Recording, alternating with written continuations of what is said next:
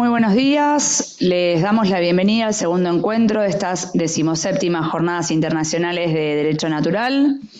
El primer panel de la mañana es Biotecnología y Naturaleza Humana, Transhumanismo, Posthumanismo y Mejoras Biotecnológicas.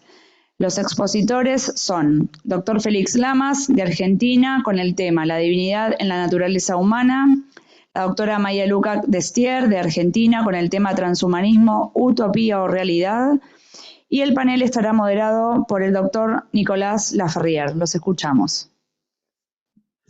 Bueno, muy buen día a todos. Gracias por madrugar, académicamente dicho. Bueno, es un gusto para mí realmente y un honor poder presentar a dos de las figuras más relevantes en materia de filosofía de nuestro país, pensadores extraordinarios, de una originalidad, de una profundidad de análisis que siempre admira. Y en el caso del doctor Lamas, a quien ahora voy a presentar, además fue profesor mío en el doctorado y realmente valoro mucho la profundidad de su análisis y la claridad de su abordaje de los temas de filosofía del derecho para encuadrar una investigación científica. Me ayudó mucho, sobre todo la aporía entre generalidad y singularidad del derecho y la noción de la dialéctica rectamente entendida, así que muy agradecido. Félix Adolfo Lamas es profesor emérito de nuestra Universidad Católica Argentina, es profesor del doctorado de Ciencias Jurídicas de la Universidad Católica Argentina. Bueno, ha sido profesor invitado durante más de 20 años en la Universidad de Padova en el doctorado en jurisprudencia. Bueno, es autor de muchísimos libros, el último sobre dialéctica y concreción del derecho, y lo que quizás es su obra más importante y más influyente en la formación de nuestros alumnos y de nuestros doctorandos, La experiencia jurídica. Doctor Lamas, es la palabra.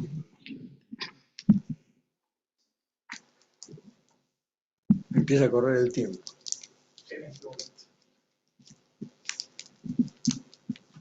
Buenos días a todos. En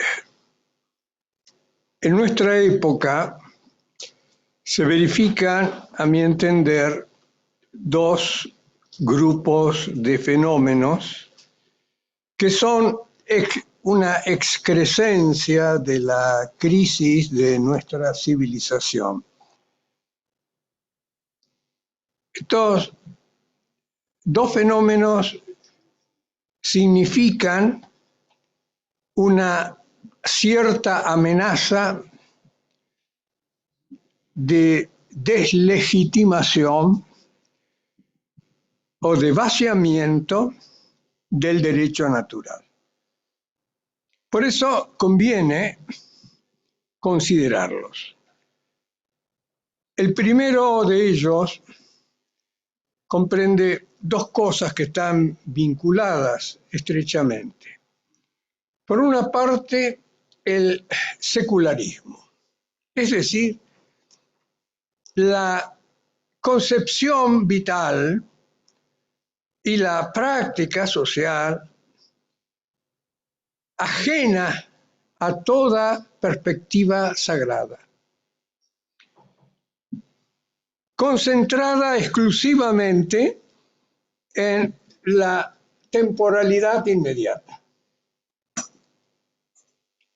Esta desacralización naturalmente tiene consecuencias severas, no solo en el campo religioso o en el campo cultural, sino tiene consecuencias en la misma estructura de la convivencia social.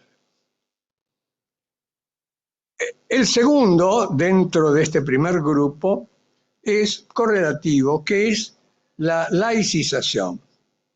Es decir, esta actitud que por quizás como aparente legítima reacción contra el clericalismo, de hecho ha significado la marginación de las dimensiones religiosas de la vida social.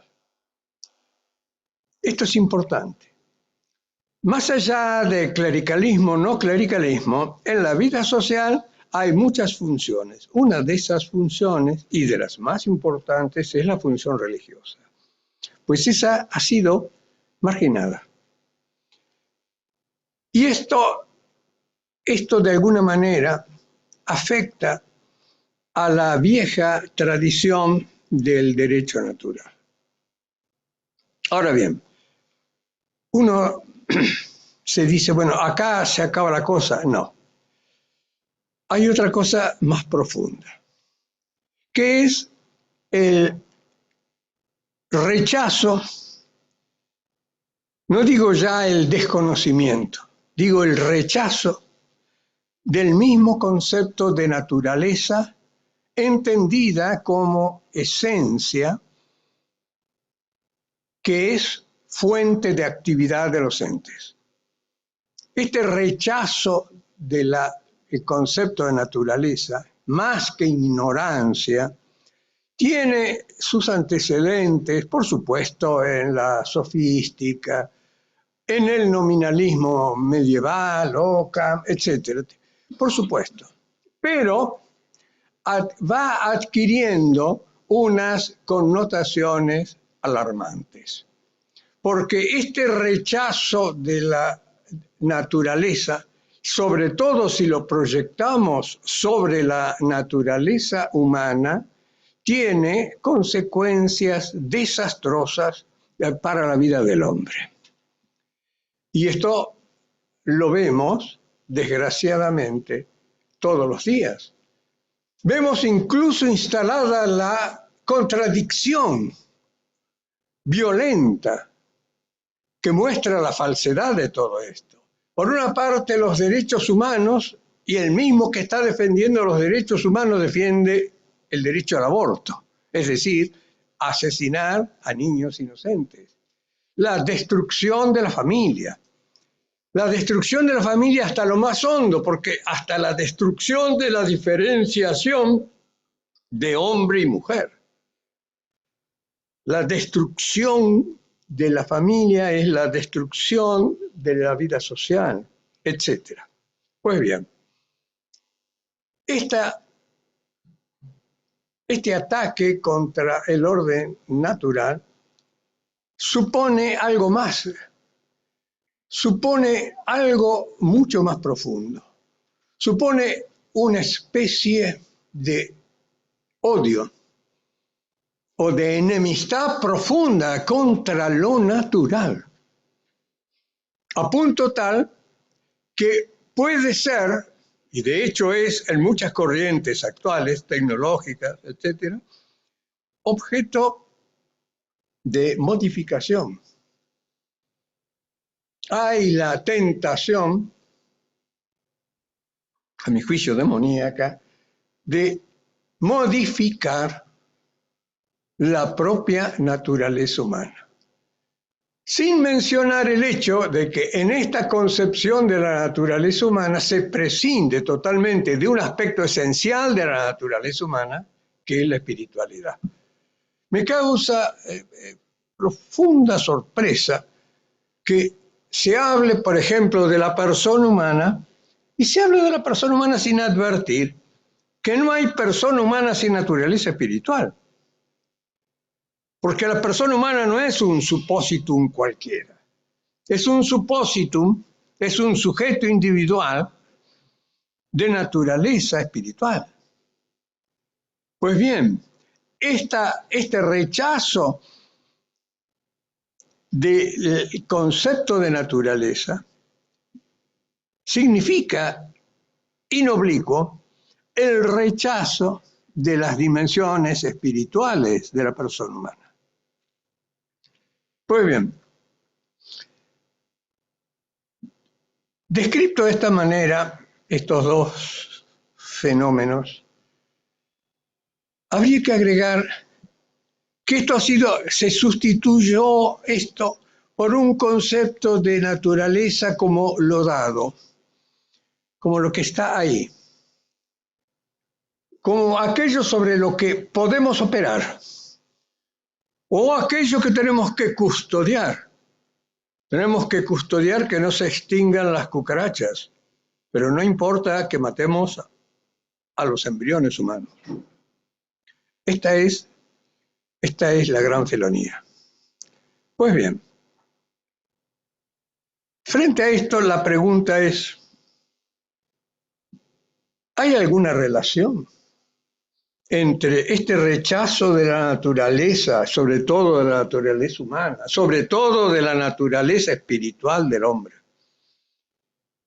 Este olvido, este rechazo, esta tentativa de superarlo, entre eso y el laicismo y el secularismo y la desacralización de toda la vida, ¿hay alguna relación? Este es un poco el problema que me planteo. Y lo voy a considerar, este problema, desde una perspectiva metafísica, de la metafísica clásica.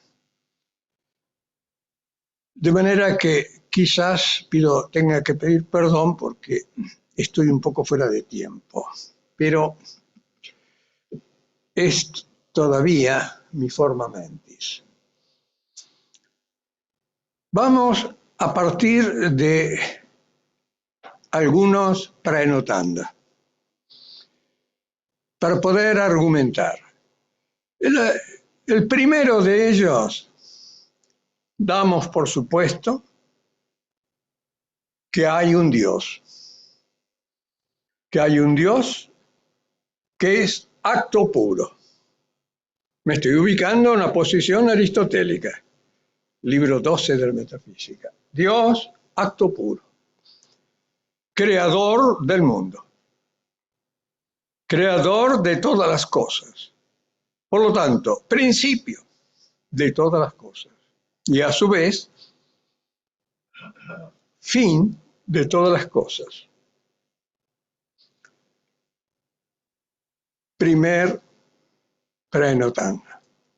Segundo prenotando es que, como decía Aristóteles, en la experiencia aparecen ciertas constantes que son constantes de ser y son constantes de obrar. Estas constantes de ser sirven, entre otras cosas, para identificar a un ente como tal ente. Y además sirven para entender el dinamismo del ente. Esta constante, que no es meramente individual, sino que es específica, la denominamos esencia cuando queremos significar que es aquello por lo cual algo es tal cosa y no tal otra, y lo denominamos naturaleza o physis cuando queremos significar que es la fuente del dinamismo del ente, que es, como diría Soage, un conjunto de orientaciones hacia fines perfectivos. Esa es la naturaleza, tal como la entendió Aristóteles. Y esta naturaleza, que es propia de cada especie de ente, todos los entes tienen una esencia, todos los entes tienen una naturaleza. En el caso del hombre, tiene, claro está, una dimensión específica. Y esta dimensión específica, repito, es la espiritualidad, que no es otra cosa que su apertura al infinito. Su apertura al infinito del ser, del bien, de la verdad, de lo uno, etc. En segundo lugar, mejor dicho, tercer lugar, tenemos que entender otro concepto de naturaleza de Aristóteles, porque el que acabo de mencionar es el concepto de physis proyectado sobre la sustancia. Naturaleza como esencia, naturaleza como forma, naturaleza como materia. Pero en Aristóteles hay un segundo concepto de naturaleza, que corresponde al orden cósmico. Physis es también para Aristóteles el conjunto de todos los entes creados que constituyen el mundo. Y ese conjunto no es algo amorfo, sino que está ordenado jerárquicamente. Está ordenado en función de su mayor perfección, que se identifica con su mayor o menor actualidad y que se identifica con su mayor o menor similitud con Dios nuestro Señor, que es el Creador. Las cosas, por lo tanto, no están tiradas al azar, no es un mundo caótico, sino un mundo naturalmente ordenado. Y hay una frase aristotélica que no me voy a detener a analizar, pero que tiene unas connotaciones teológicas formidables. Una frase que él repite constantemente: la naturaleza no hace nada en vano. La naturaleza en este sentido. Bien, estas tres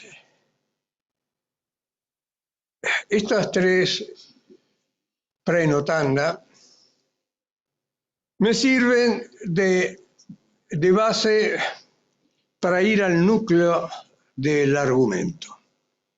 El núcleo del argumento, mirado desde el punto de vista, repito, de la metafísica clásica, es el siguiente. Dios, dijimos, crea al mundo. Muy bien. ¿Cómo crea al mundo? Lo crea por su voluntad omnipotente.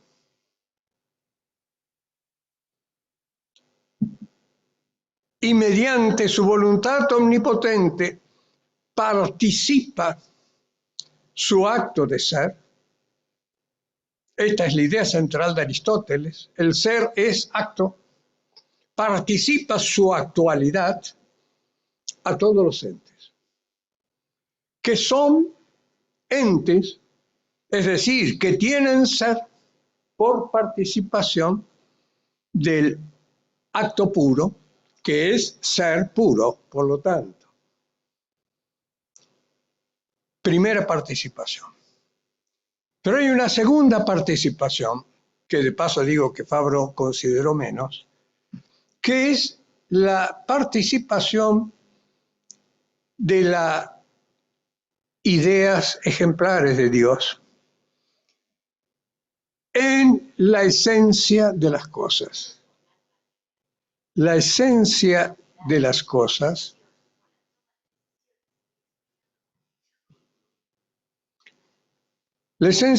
cosas es un modo, y es un modo racional, de participación del ser divino. La esencia de las cosas es lo que podríamos llamar lo que le da contenido inteligible a esta participación del ser. Y el núcleo de esta participación inteligible es la forma. Aristóteles, sobre todo Santo Tomás, insiste: forma dat esse. La forma es el principio inmanente del esse, del ser, del. ¿Por qué? Porque la forma es acto. Pues bien, tenemos entonces que esta esencia, esta estructura real de los entes, participa de la sabiduría infinita de Dios, que nosotros expresamos con la idea de ideas ejemplares, ley eterna, como ustedes quieran. De tal manera que todo ente creado es esencialmente algo divino, no solo en su origen y en su finalidad. Es algo divino por su semejanza metafísica, no solamente ontológica, sino radicalmente metafísica en el orden del ser, su semejanza con Dios nuestro Señor. Y su dependencia permanente, porque ninguna cosa subsiste sin la acción creadora prolongada de Dios, que se llama conservación. Si tenemos en cuenta esto, nos proyectamos ahora a todo el universo. Y en todo el universo encontramos un orden que refleja exactamente esta sabiduría divina. El orden jerárquico de los entes, por el cual los espíritus son más actuales que las cosas vivientes materiales, este orden jerárquico no solo está creado por Dios, sino que refleja el orden de la sabiduría divina. Esto es, para mí, fundamental. Cuando hoy se está toda la propaganda ecologista, etcétera, se habla de este mundo natural sin tener en cuenta que hay un orden y un orden de origen divino en la jerarquización del mundo.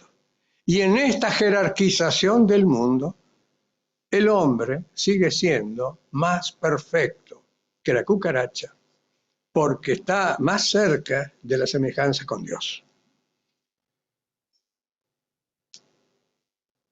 Proyectemos esto a las conclusiones, que creo que estoy en el tiempo. ¿Cuánto tengo?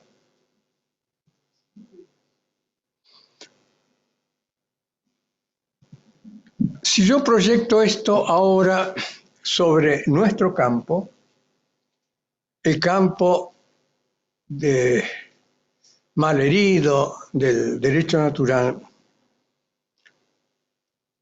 encuentro varias conclusiones. Lo primero que tenemos que advertir es que una mirada, yo diría, metafísicamente adecuada del mundo, una mirada verdadera del universo, exige una concepción sagrada del universo. El universo, todo lo que existe, es algo sagrado, porque es creación de Dios, porque está ordenado a Dios como a su fin, y porque tiene como misión metafísica manifestar de alguna manera lejana o menos lejana la perfección de Dios, la perfección infinita de Dios como acto. Esta sacralidad del mundo es también, naturalmente, y sobre todo, sacralidad de la vida social, sacralidad del Estado, sacralidad de la familia, sacralidad del alma humana, sacralidad de la vida humana, etc. Esta es una perspectiva necesaria si de veras queremos encontrar los principios para reconstruir una civilización. En segundo lugar, yo diría que es necesario incorporar a esta concepción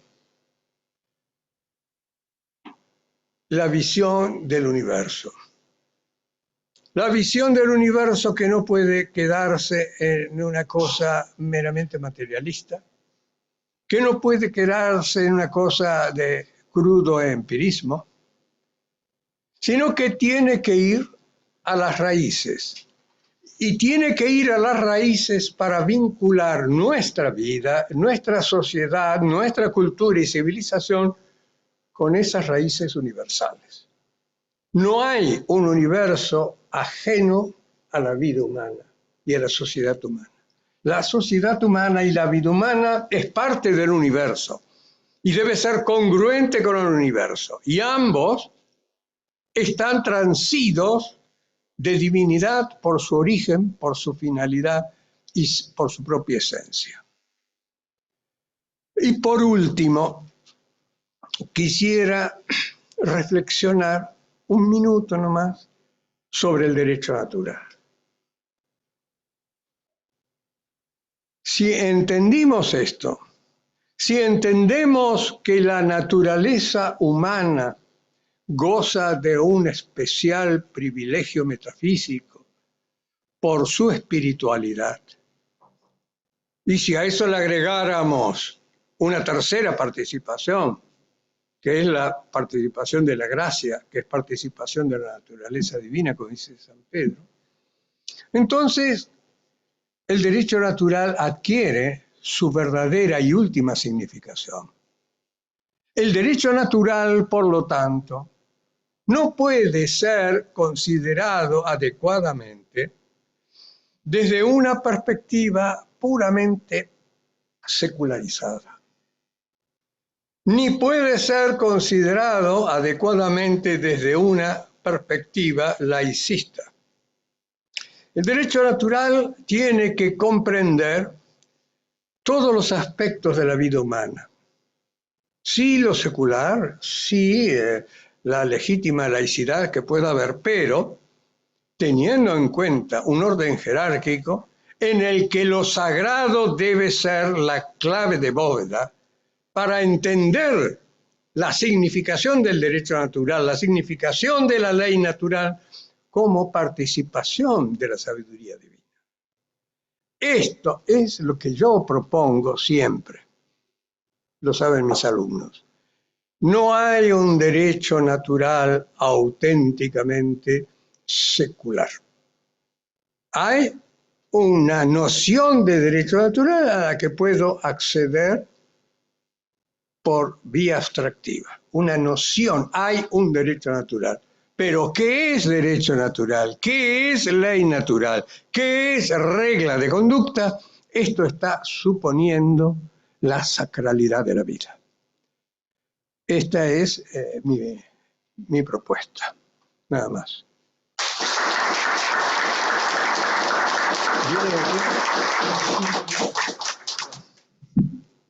Muchísimas gracias, profesor. Es el turno ahora de la profesora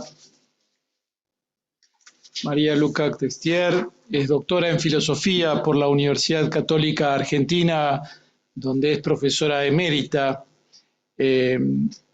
y se desempeñó como directora del Departamento de Filosofía hasta diciembre de 2018. Ha sido profesora visitante en universidades europeas y norteamericanas, profesora honoraria de la Universidad Autónoma de Guadalajara, colaboradora externa del Centro Thomas Hobbes de la Universidad Paris Descartes Sorbonne, miembro de la International Hobbes Association. Se ha jubilado como investigador independiente del CONICET, fue presidente de la Asociación de Estudios Hobbesianos de la Argentina hasta diciembre de 2018, fue presidente de la Sociedad Tomista Argentina hasta diciembre de 2023, miembro de la Pontificia Academia Romana Santo Tomás de Aquino, miembro fundador del Consejo Académico de Ética en Medicina, dependiente de la Academia Nacional de Medicina, secretaria académica del Instituto de Bioética de la Academia Nacional de Ciencias Morales y Políticas, miembro de número de la Academia del Plata, autora de 2 libros, ha compilado otros 2, ha colaborado en 15 volúmenes colectivos y ha escrito cerca de un centenar de artículos de especialidad en revistas filosóficas argentinas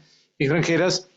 y ha formado verdaderamente muchísimos discípulos en bioética. Hay varios de ellos que han venido especialmente a escucharla, así que un gusto.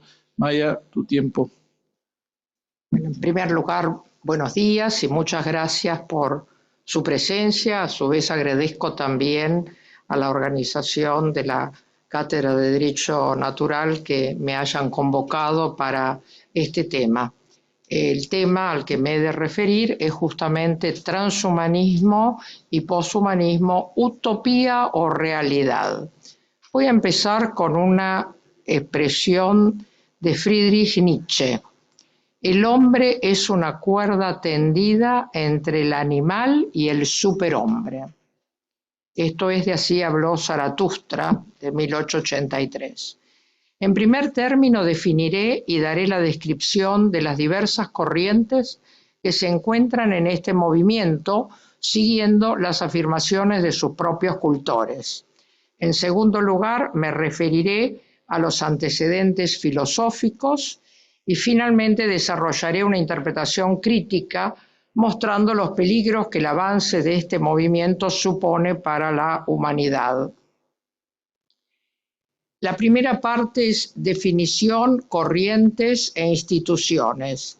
Si bien el transhumanismo ha sido definido por la World Transhumanist Association como el movimiento intelectual y cultural desarrollado durante 2 décadas que afirma la posibilidad y la deseabilidad de mejorar fundamentalmente la condición humana a través de la razón aplicada, especialmente desarrollando y haciendo disponibles tecnologías para eliminar el envejecimiento y mejorar en gran medida las capacidades intelectuales, físicas y psicológicas. Es difícil de definir porque corresponde a un híbrido entre filosofía, ciencia, tecnología y religión que incluye varias corrientes de pensamiento. En realidad, viene a repetir el antiguo anhelo del hombre de la inmortalidad, de la superación de los límites que le impone su naturaleza, como se dio en Ícaro o en Fausto, con la diferencia que en el momento actual el avance de la ciencia y de la tecnología, tales como la edición genómica, la inteligencia artificial y la robótica, le permiten pensar que lo que era una utopía está ante nuestros pies y solamente es necesario seguir investigando en estos caminos ya iniciados. Me valdré de la categorización realizada por el historiador y periodista italiano Roberto Manzocco, que hace referencia a esas variadas corrientes de pensamiento dentro del transhumanismo. La primera corresponde al inmortalismo, cuyo principal representante es el gerontólogo Aubrey de Grey, de 1963, y busca extender la vida humana hasta alcanzar la inmortalidad. Una segunda corriente es el abolicionismo, representada por el filósofo británico David Pearce, de 1959, que aspira a eliminar todo tipo de sufrimiento en todos los seres vivos, no solo en los seres humanos.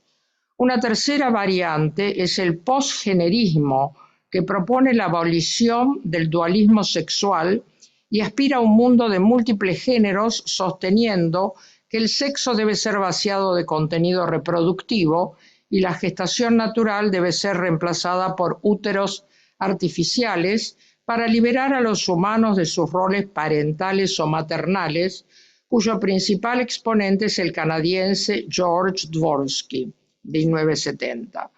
Una cuarta variante es el extropianismo, corriente fundada por el filósofo británico Max More, de 1964. Racionalista y utilitarista, busca la perfectibilidad constante del ser humano mediante procesos de autotransformación regulados por la fuerza del mercado. Es una variante liberal y tecno-optimista. La quinta variante es el singularismo, que postula la idea de una explosión de inteligencia artificial que superará la inteligencia humana. Los cambios tecnológicos de esta inteligencia artificial autónoma se volverán incomprensibles para los seres humanos y marcarán el fin de la superioridad del Homo sapiens. Uno de sus representantes es el ingeniero de Google, Raymond Kurzweil, 1948. Por último tenemos al tecno-gaianismo, corriente formulada por el futurista Alex Steffen, de 1968, estadounidense, que aspira a la restauración de los ecosistemas dañados por el hombre por medio de aplicaciones bio y nanotecnológicas. A lo expuesto hay que agregar que algo muy importante que va más allá de ser una corriente o variante del transhumanismo, y es el poshumanismo, que se constituye en una filosofía independiente muy influenciada por el postestructuralismo. Pensemos en Derrida, Foucault, Deleuze, Baudrillard, y el posmodernismo, pensando en Bátimo, Lyotard, Agamben. Promueve el uso intensivo de tecnologías como la inteligencia artificial y la biotecnología para generar criaturas inmortales, superinteligentes, que trascienden su corporalidad biológica. Los principales representantes son la feminista Donna Haraway, de 1944, y el filósofo sueco Nick Bostrom, de 1973.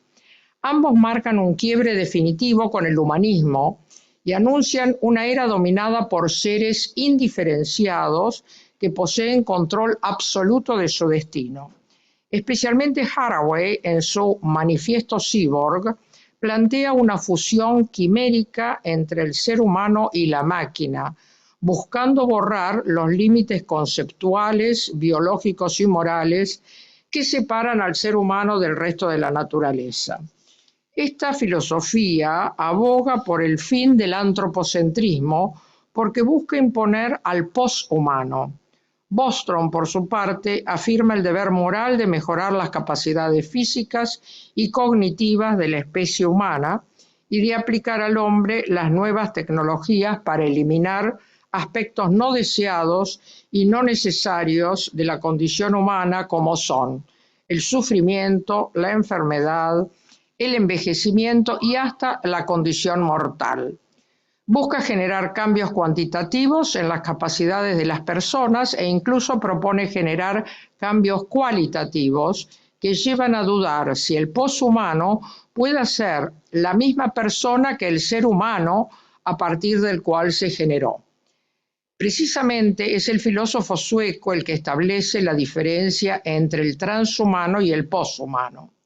El primero sería un ser humano en transformación y el poshumano sería el resultado de esa transformación, que contaría con una esperanza de vida de unos 500 años, también del doble de capacidad intelectual, tendría dominio y control de los impulsos de los sentidos, tendría un cuerpo conforme a sus deseos, una capacidad de engendrar copias de sí mismos y dispondría de un control absoluto de sus emociones.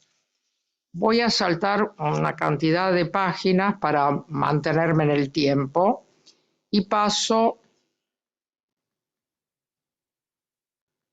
al segundo punto, que son antecedentes filosóficos. Ahí está. Si bien Nick Bostrom pone como un antecedente remoto del transhumanismo al filósofo italiano Giovanni Pico della Mirandola, por un fragmento que toma de la obra Oratio de Hominis Dignitate de 1486, porque interpreta que allí Pico della Mirandola se refiere a la capacidad del ser humano de obrar como ser divino, en realidad hace una lectura errónea porque lo saca del contexto. Mal podría un representante del pensamiento humanista que alcanzó su apogeo durante el Renacimiento en el siglo XV ser el antecedente del transhumanismo, que es abiertamente antihumanista. Los antecedentes hay que buscarlos en el materialismo, empirismo y racionalismo de la temprana modernidad en Inglaterra y en Francia.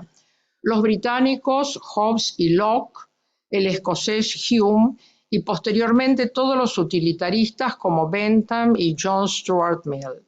Una mención especial merece Thomas Hobbes, pues en la epístola dedicatoria del De Quoque cita dos clásicos aforismos, Homo homini lupus y Homo homini deus. Si bien la interpretación antropológico-política que da a estas expresiones nada tiene que ver con el transhumanismo, ya puede vislumbrarse que encierra una idea progresista del hombre, que debe pasar del estado de naturaleza al estado civil para evitar la muerte violenta. También debemos señalar que en la introducción al Leviatán se refiere al cuerpo humano como una máquina. Este mecanicismo fue fuertemente sustentado y reforzado en toda la obra hobbesiana, pues tanto en el De Corpore como en el De Homine afirmó que la realidad toda se reduce a cuerpos en movimiento. Hay varios transhumanistas que también usan la expresión de Hobbes describiendo a la vida en estado de naturaleza como solitaria, pobre, tosca, embrutecida y breve, para sostener que la vida del ser humano actual no ha progresado mucho más, porque no se ha tratado de superar esa naturaleza para permitirse alcanzar todo tipo de mejoramiento que supone evitar las enfermedades y dolores propios de esa naturaleza humana y convertirse en un ente superior e inmortal.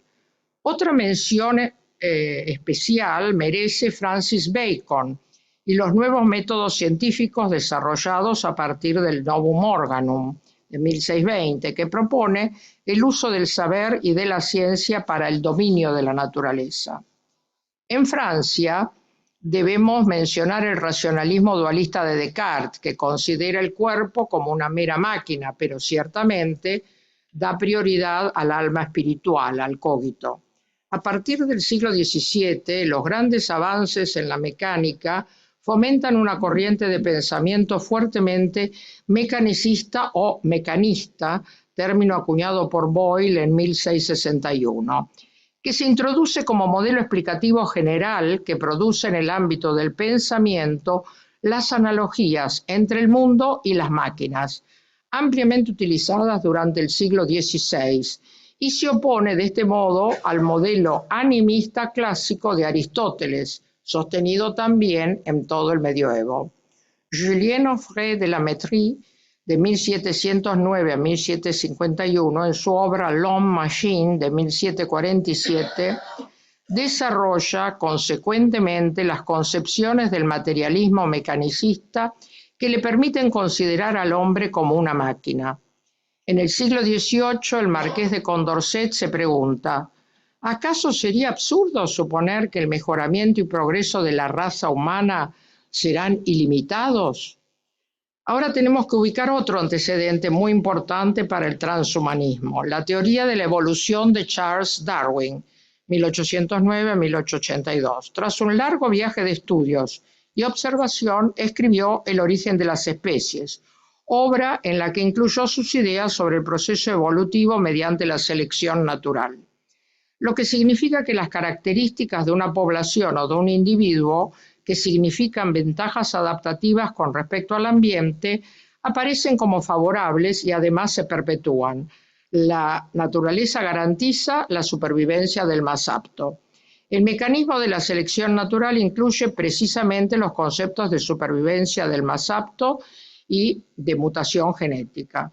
Como correctamente afirma la doctora Elba Martínez Picabea de Giorgiuti, en la época en que Darwin vivió no se conocía la existencia del ADN ni el concepto de mutación, lo cual agiganta sus méritos científicos. La teoría de Darwin fue utilizada también para desarrollar la idea de progreso social en términos evolutivos, y esto es lo que propone Herbert Spencer, 1820-1903, quien combinó las teorías mecanicistas de los siglos XVII y XVIII y la visión científico-tecnológica de principios del siglo XIX en su propia visión evolucionista.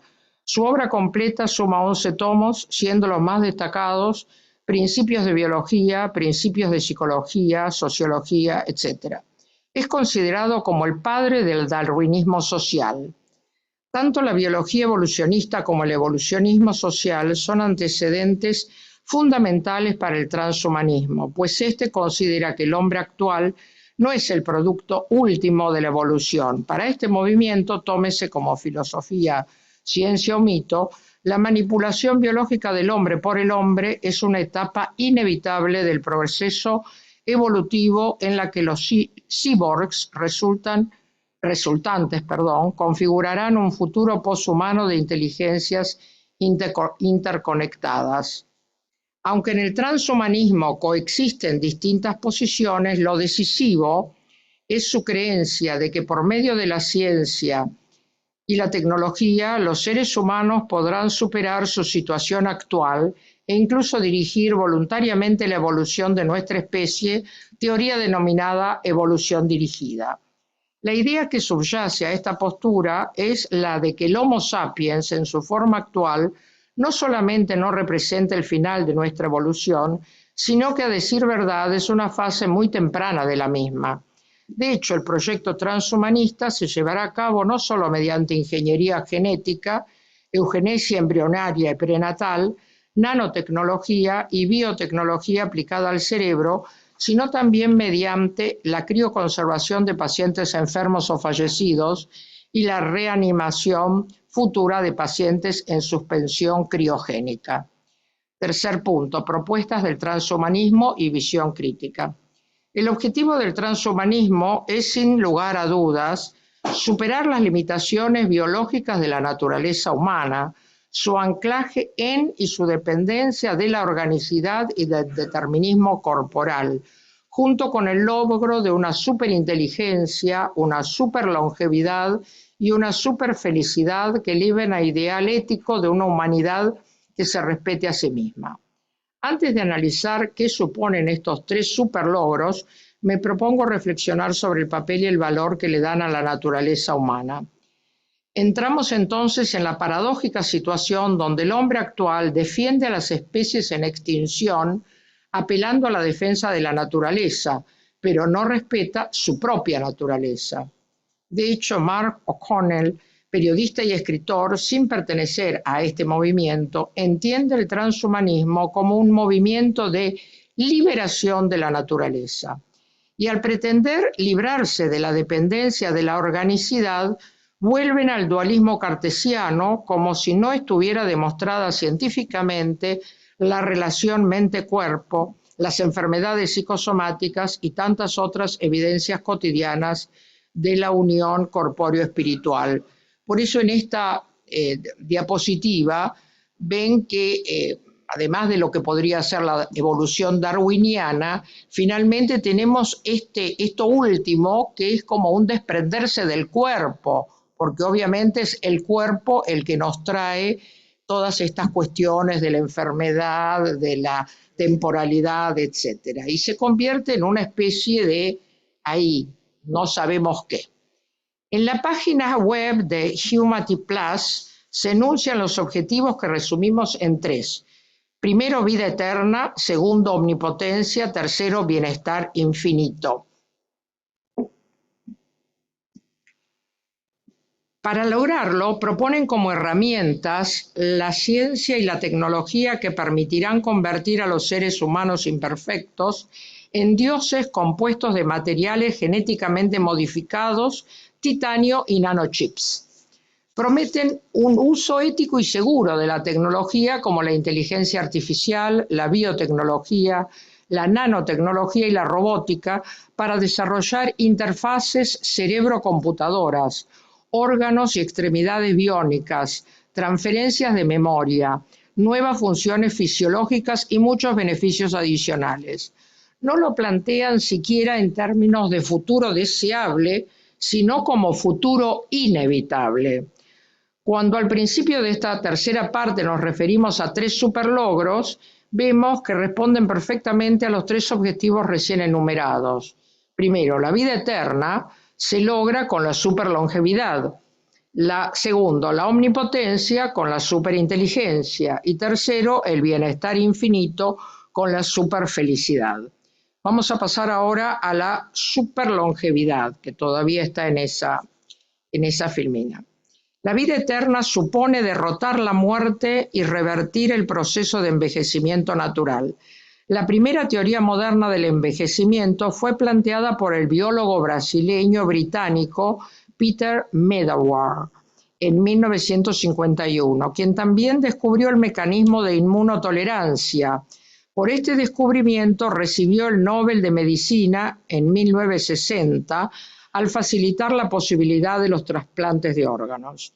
Para explicar el declive de las capacidades físicas, reemplaza la palabra envejecimiento por el concepto de senescencia, que se debe a daños genéticos acumulados.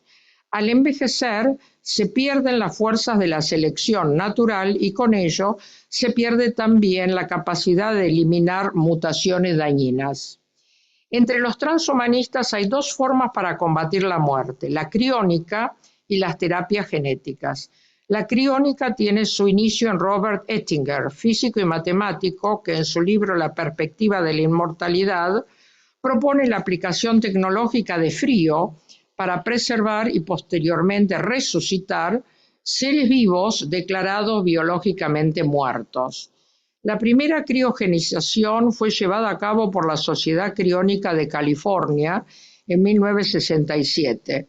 Si bien es la más antigua, la más importante hoy en día es Alcor Life Extension Foundation, fundada en 1972 en California, luego trasladada a Arizona en 1994 por la posibilidad de sismos, hoy dirigida por el transhumanista Max More. La principal fuente de financiamiento proviene de las pólizas de seguros de sus futuros clientes. En el 2022 ya contaban con 1.384 clientes que serán criogenizados y 193 que ya están congelados en nitrógeno líquido a menos 196 grados centígrados, de los cuales la mayoría son mascotas. Es importante agregar que Alcor no garantiza la resucitación a sus clientes. La otra forma de combatir la muerte es presentada por el gerontólogo británico Aubrey de Grey, quien propone en su libro El fin del envejecimiento un conjunto de terapias regenerativas y genéticas denominadas estrategias para la ingeniería de la senescencia insignificante,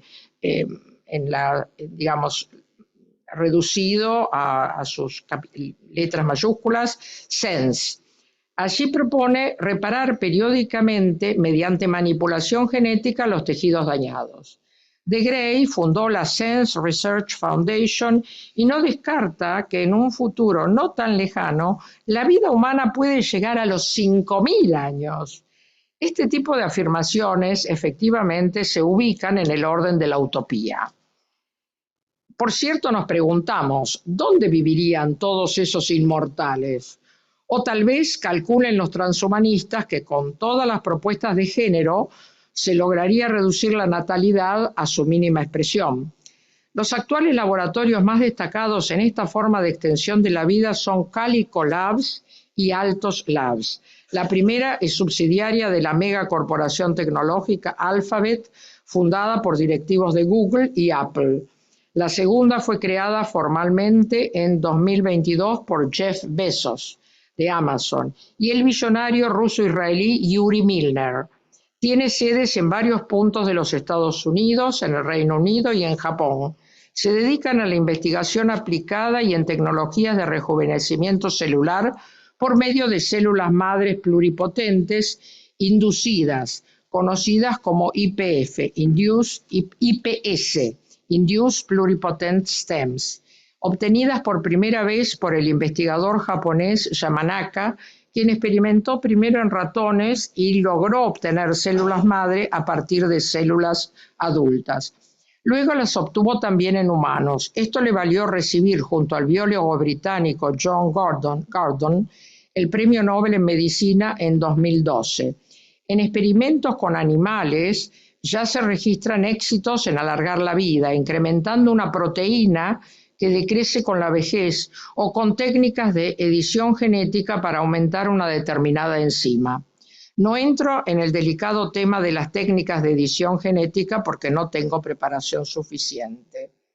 Apelo a que la doctora Graciela Moya genetista, integrante del Instituto de Bioética de la UCA, pueda darnos mayor explicación sobre la edición genética conocida como CRISPR, iniciales de Clusters Regularly Interspaced Short Palindromic Repeats, en inglés, que traducimos como repeticiones palindrómicas cortas agrupadas y regularmente espaciadas. Esta técnica es utilizada para editar genes mediante la identificación de segmentos específicos de ADN en el núcleo celular. Las aplicaciones de esta técnica son múltiples, pero son especialmente usadas en agricultura, energía y medicina. En este último campo pueden lograrse aplicaciones terapéuticas orientadas a la cura y a la prevención de ciertas enfermedades, pero el poder de esta técnica no solo podría ser utilizado en medicina, también le da al ser humano la posibilidad de alterar su entorno y lograr alteraciones irreversibles que podrían poner en riesgo la misma existencia del ser humano. Gracias. El irresponsable uso de esta técnica ya se ha comprobado en laboratorios donde se inoculan células o tejidos humanos en embriones o fetos de otras especies animales. Pero lo más peligroso de todo este tema es la práctica de la biología do it yourself, hazlo tú mismo, conocida también como la biología de garage. Los que practican este tipo de biología se denominan biohackers, que a veces, sin ninguna formación especializada, trabajan en manera individual o grupal fuera de los círculos médicos y científicos tradicionales, porque los kits de CRISPR pueden ser comprados online por cualquier persona. Paso entonces a la superinteligencia. El mejoramiento o enhancements que propone el transhumanismo al ser humano actual es el desarrollo de la superinteligencia. Bostrom la entiende como una mente artificial con capacidad intelectual y cognitiva muy superior al cerebro humano en todas las áreas. Para esto propone dos vías. Una, la manipulación genética con un objetivo eugenésico. Es la propuesta de David Pearce, que hemos nombrado al principio como representante del abolicionismo. Dos, el desarrollo de una inteligencia artificial que puede ser fusionada con nuestros cerebros para potenciar su capacidad de almacenamiento y procesamiento de datos. Esta es la alternativa que propone Nick Bostrom, el sueco. Hay tres niveles de superinteligencia. La inteligencia artificial débil, cuyo propósito no es imitar la mente humana, sino replicarla en ciertas tareas analíticas, cuantitativas y de memorización o almacenamiento de datos. Puede ser entendida como una inteligencia especializada y es la que hoy en día conocemos en diversas aplicaciones de la vida cotidiana, desde los celulares, los televisores, los chats como el GPT o la plataforma Perplexity. Mediante la aplicación de algoritmos, las máquinas se enfocan en la ejecución de tareas a una velocidad y eficiencia muy superiores a las de nuestros cerebros. Pero hasta aquí la inteligencia artificial es una herramienta al servicio del hombre.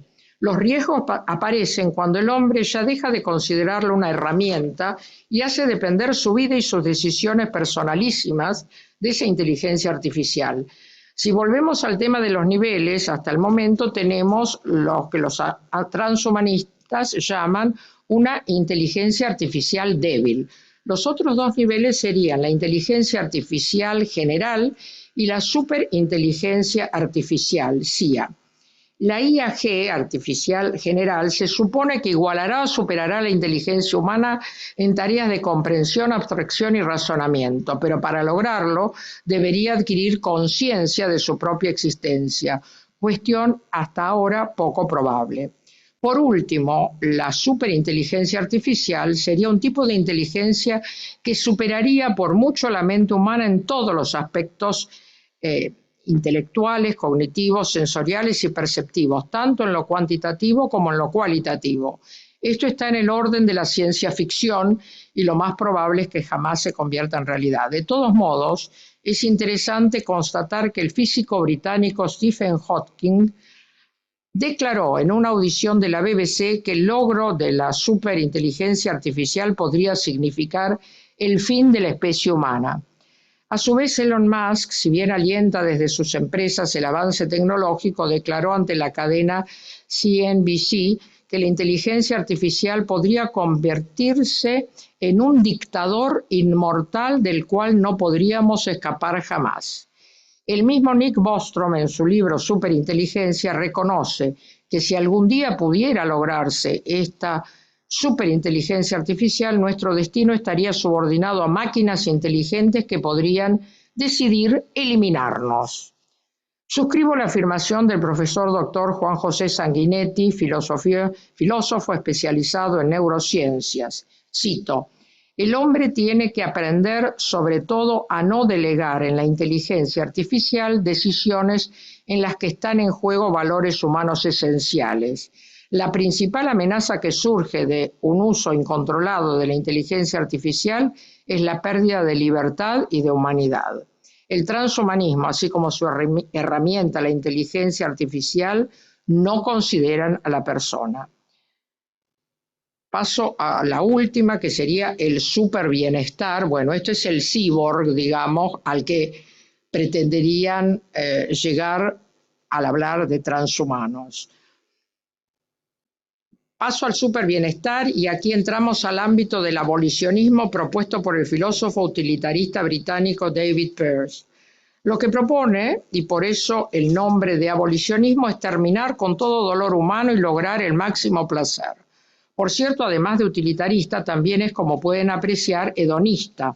Su propuesta es la de la manipulación controlada de hormonas, como la dopamina, que es la hormona del placer, y la serotonina, que es la hormona de la felicidad. Todos sabemos que ciertas actividades nos producen placer, así como ciertos alimentos aumentan nuestra serotonina y tenemos una satisfacción inmediata, como el chocolate. Pero ni el placer ni la felicidad se resumen solamente en nuestro estado hormonal. Eso sería desconocer nuestra identidad de seres corpóreo-espirituales. El gozo que nos produce una sinfonía o la lectura de un buen libro no es solamente el resultado del nivel de dopamina o de serotonina, pero aún si lo fuera, no hay literatura científica que avale las propuestas de Pearce. Este transhumanista tiene amplios conocimientos de genética, de neurofisiología y de neurociencias, pero los procesos que propone lo ubican en el terreno del mito, pues la ciencia necesita de evidencias que obviamente Pearce no ha logrado. Finalmente voy a las conclusiones, y esto ya es el final, pero tanto el transhumanismo como el poshumanismo desprecian y pretenden ignorar la naturaleza humana.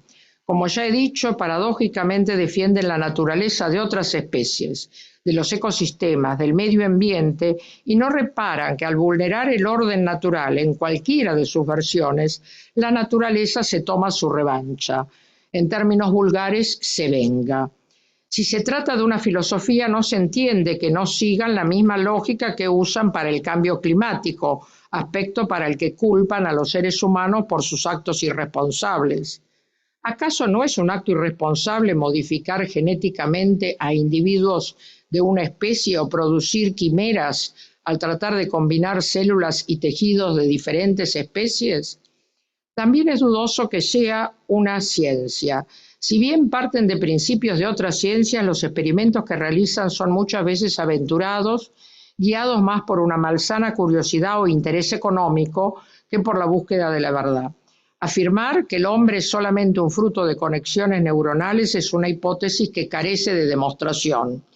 Es incoherente con el fundamento mismo del empirismo del que parten. Solo existe lo que se puede sentir y percibir. El transhumanismo afirma algo que todavía no se ve ni se siente. Aplican tecnología de punta, pero sin ningún límite ético. Inclusive algunos violan acuerdos éticos a los que se habían comprometido. Todos saben que no hay ciencia ni tecnología intrínsecamente mala. La bondad de la ciencia o de la tecnología está en el uso que se le da, de acuerdo a un fin que debe ser intrínsecamente bueno, ordenado al fin específico de la persona.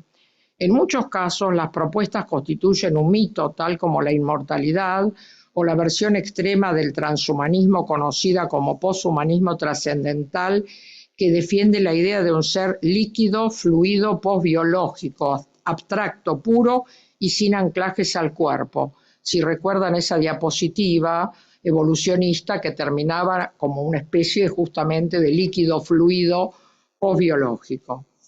Ser que reconoce en la sustancia orgánica limitaciones a su potencialidad, transferido tecnológicamente en la forma de conciencia a un sistema informático.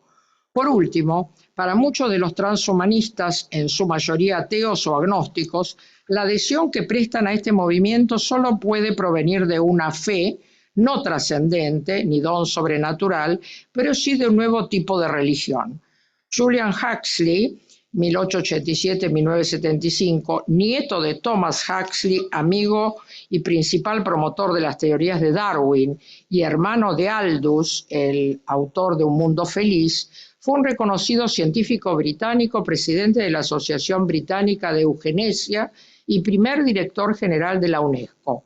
Es habitual que se le atribuya erróneamente la autoría del concepto transhumanismo, pero sí es el primero en usar este concepto en su acepción moderna. En 1927 escribió el libro Religión sin revelación, en el que sostiene: debemos ser agnósticos sobre aquellas cosas que son mera especulación y carecen de evidencia. En otro libro de 1957, Nuevas botellas para vino nuevo, que es una forma de cambiarlo de odres nuevos para vino nuevo, afirma: creo en el transhumanismo. Una vez que un número suficiente de personas afirmen lo mismo, la especie humana se encontrará ante un nuevo tipo de existencia tan diferente de la nuestra como la nuestra del hombre de Pekín.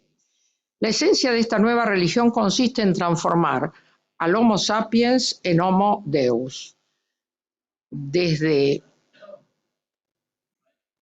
Adán a nuestros días, nihil novum sub sole.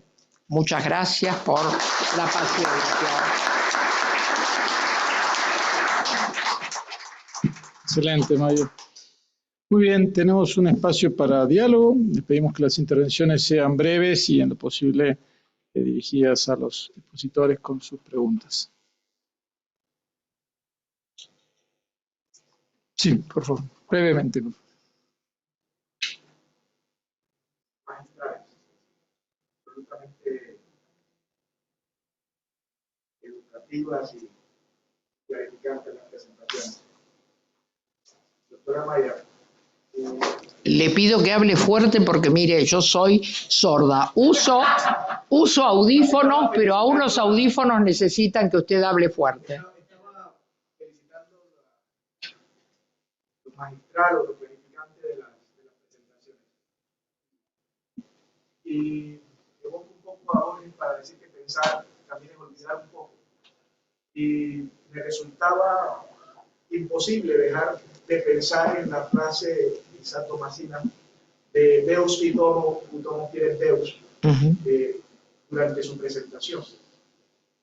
Y en ese sentido, la explicación del transhumanismo podría tener una corriente tal vez moderada que evite la reducción al absurdo.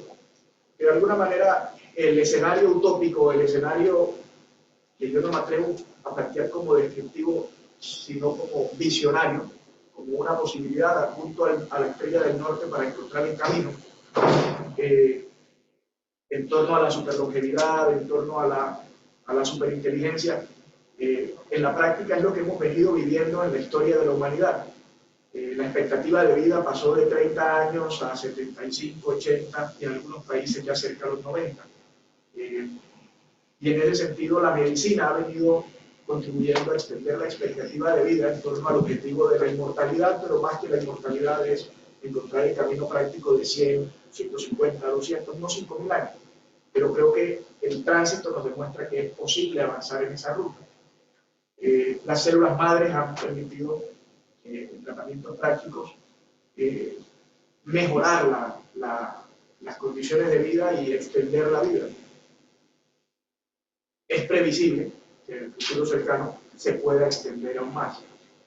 Lo mismo sucede con las tecnologías para almacenar información que permiten aumentar la memoria El Big Data con las técnicas de procesamiento permite procesar con mayor velocidad, mayor diversidad la información disponible, y en las interacciones más recientes con la IA generativa, no general, hay procesos de co-creación de nuevo conocimiento en torno a la tecnología. En la práctica, preguntaría, ¿es posible entender esos planteamientos del transhumanismo, primero desde una perspectiva más católica y segundo desde una perspectiva más cercana a nuestra realidad, más allá de llevarlo al absurdo? Bueno, obviamente hay algo que ya estamos viviendo, como usted mismo dice, y dentro de lo que yo expuse, hablo de una superinteligencia débil. Esa es la que estamos viviendo y la que conocemos a través de estos usos que todos de alguna manera estamos aprovechando, pero teniendo en cuenta también que no tienen un valor absoluto. El otro día estaba leyendo justamente unas encuestas que se hicieron a nivel de de muchos investigadores, viendo qué tan ciertas eran las respuestas que daban las diversas plataformas que uno suele usar, porque es más rápido que entrar a un buscador y lo que decía era justamente esto, que el nivel de error llega al 40% en general. O sea, no digo que siempre y depende sobre qué temas, pero siempre, decía esta encuesta, siempre es conveniente, sobre todo el caso de un investigador serio o de inclusive un estudiante serio, que además de hacer uso de la inteligencia artificial a través de cualquier plataforma, verifique lo que está diciendo, porque muchas veces incurren en error. Pero sobre todo me refiero en este tema a los límites los límites éticos que deben existir en el uso médico, básicamente, ¿no? Porque lo más, digamos, una cosa es utópica, esto de que lleguemos a vivir 500 años, pero hay realidades como la de curaciones por medios genéticos, y eso puede ser muy valioso. El tema es que muchas veces los científicos están tentados a pensar que hasta donde llegue el avance, sigamos avanzando, no se ponen límites. Por eso es muy importante que en todas estas instituciones, incluso laboratorios, instituciones, digamos, vinculadas a la genética, haya ¿no es cierto?, un comité ético para poder verificar que ciertas investigaciones no vayan en contra de la persona, ¿no? Inclusive el Vaticano se ha hecho esta pregunta con respecto al tema de la inteligencia artificial. Todo muy bien siempre y cuando no vulnere la naturaleza humana, como explicaba el doctor, y básicamente que no vaya en contra de la libertad de la persona, porque muchas veces este tipo de interferencias, justamente en aquello que pueden significar es en que el hombre incluso no se dé cuenta, pero está perdiendo libertad en sus decisiones, se deja influir demasiado por estas posibilidades de la evolución, que hay una parte que es cierta y que no podemos negar y que estamos utilizando, que es esta inteligencia artificial débil. Pero ya pasar a otro tipo de inteligencia nos lleva a poner en crisis la misma naturaleza del ser humano. El poshumano ya no sería un ser humano. Y ese es el peligro, ¿no es cierto? Que ahora estamos transitando por una etapa de transhumanismo, pero si esto llevara al poshumanismo, sería la muerte de la especie humana. Sería otra cosa, ¿no es cierto? Creo, a ver. Gracias. Padre Rivero. Gracias. Yo creo que estaba dando clases. Sí, veo que viene con delantal. Sí, sí, cuando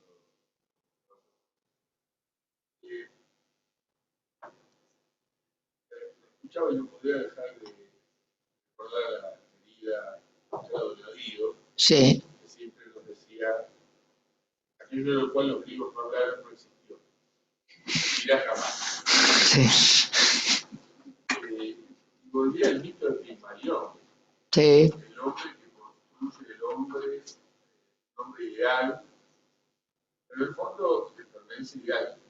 ¿No creo que usted que todas estas iniciativas, que no vienen precisamente del mundo de la ciencia, porque la ciencia dice que las condiciones que ponen las revistas como Lancet o Science, donde hay comités de bioética que cuidan hasta la bioética del trato animal, del trato de la persona, por supuesto, el tema de la falsación de ideas, o sea, los viejos principios de no matar, no mentir, no robar, siguen muy firmes en las revistas científicas. Esto viene de otro lado, viene de gente que tiene grandes negocios, gente que anhelan el bienestar del cual están gozando los millonarios. Pero no vuelve a reaparecer la idea de Gilgamesh, por el padre, la idea de Matusalén, la idea del hombre eterno, que en realidad es un deseo, un anhelo humano. Paradójicamente, en el momento donde mayor pérdida de sentido de la vida hay, o sea, vivir más. La pregunta es ¿para qué? Mañana escuchaba que en el mundo hay aproximadamente 1.200.000 intentos o suicidios por año. Hay una especie de epidemia de suicidio, una epidemia de falta de sentido de la vida. Entonces, quienes se plantean estas cosas son gente benestante, que pueden soñar una vida eterna, mientras hay gente que no tiene sentido de la vida, tiene para qué vivir. Voy acá a la villa Rodrigo Bueno. Voy de acá y hay un montón de muchachos que son soldaditos de la droga que dicen yo no puedo la vida porque yo sé que viviría hasta los 25 años. Pero me parece que es una cosa muy utópica, muy de una élite pequeña que tiene influencia, que es atractiva, que toca este deseo del cielo en la tierra, de la eternidad carnal, por decirlo de alguna manera. Pero que en el fondo no sé si muerde tanto en la realidad. ¿Qué opinas de eso? Bueno, efectivamente, Padre Revelo, la idea es esta, ¿no es cierto? ¿Para qué? Porque, como bien dice usted, esto puede ser una idea justamente de gente que maneja corporaciones y que ve en esto un gran, digamos, un aumento de su riqueza ya en forma incalculable. De hecho, bueno, Elon Musk en un momento dado firma una carta en la que pide que por lo menos por unos 7 a 10 años se deje de digamos, de investigar en este orden de cosas, porque se está acelerando este proceso. Pero después es el mismo Elon Musk, chiflado como es, que pone plata para que estos proyectos se realicen. Obviamente responde a una élite minoritaria. Creo que al ser humano normal, cualquiera de nosotros, ya con digamos, la expectativa de vida que tenemos hoy, que puede ser los 80, yo tengo 76, vengo de un congreso en que se planificaba ya el próximo encuentro para el 27 y para el 29. Yo levantaba la mano, pero digo, yo levanto la mano, pero por el lugar donde se hacía, pero no sé si voy a estar, porque es así la cosa, ¿no es cierto? Y por otro lado, también uno se da cuenta que si ha tenido un objetivo en su vida y un sentido de la vida, uno ya en esta edad va siendo como una especie de círculo, ¿no es cierto? Y dice, bueno, como San Agustín. Quiero volver y mi corazón no descansará en paz hasta que no vuelva a ti. Creo que una cosa así interminable es algo abominable porque no podemos tener tantas perspectivas y darle sentido a la vida. Uno le puede dar sentido a la vida mientras funcione armónicamente su mente con su cuerpo, pero luego es difícil. Ya vemos que mucha gente que por motivos diversos no puede ser cuidada por su familia, que está llenando los geriátricos, son personas que ya no tienen proyectos de vida. Entonces, al no tener un proyecto de vida, la vida pierde sentido, ¿no? Más allá del aspecto religioso que nosotros le podamos dar a la vida, ¿no? Sí, última, muy breve, estamos en hora. Dos intervenciones, sí, sí, profesora. Bueno, perdón. Muy breve.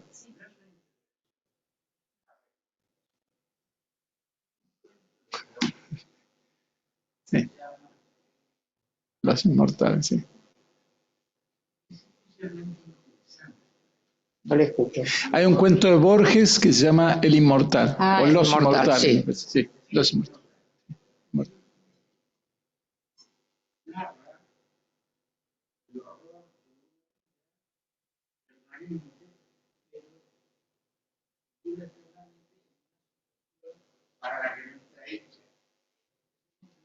Sí. Sí. Gracias, Carlos. Sí. Brevísimamente, felicitaciones a los dos. La pregunta práctica, ¿qué hacer, no? O sea, ¿qué hacer como universidad, como instituciones, como iglesia, para de alguna manera, teniendo en cuenta los aspectos que están, seguramente se señalaron acá, de que son unos millonarios los que están organizando todo esto y que no es la mayoría todavía? Entonces, crear comités de compliance, por ejemplo, éticas a las universidades, a las empresas, es decir, qué hacer desde la sociedad, qué hacer, como dijo Lenin, de alguna manera, ¿no? Perdón la cita, pero ¿qué hacer?